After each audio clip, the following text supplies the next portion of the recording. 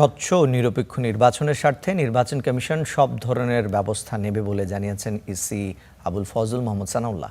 বগুড়া ৬ আসনে উপনির্বাচন নিয়ে সকালে জেলা প্রশাসক কার্যালয়ে আইনশৃঙ্খলা ও নির্বাচনী কর্মকর্তাদের সঙ্গে মতবিনিময় সভায় তিনি এসব কথা বলেন। প্রিজাইডিং অফিসারদের অসতর্কতার কারণে ত্রয়োদশ জাতীয় সংসদ নির্বাচনে বেশ কিছু স্থানে ভোট গ্রহণ প্রশ্নবিদ্ধ হয়। তবে এবার যাতে তেমন না হয় সে বিষয়ে কর্মকর্তাদের সতর্ক থাকার নির্দেশ দেন নির্বাচন কমিশনার।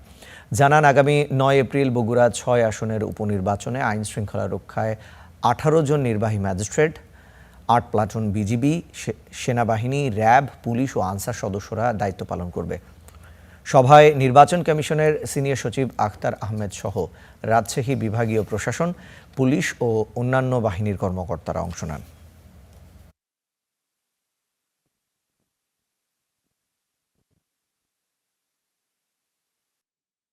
স্বচ্ছতা, যা করব ট্রান্সপারেন্টলি করব।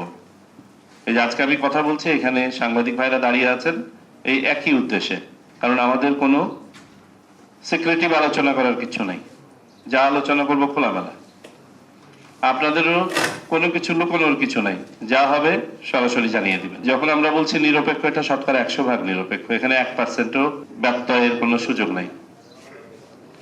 আমরা সবাই দেশের নাগরিক, ভোটার। আমি কোনো একটা প্রার্থী বা কোনো একটা প্রতীকে ভোট দিয়েছি, আমার পছন্দ অপছন্দ ওইখানেই শেষ।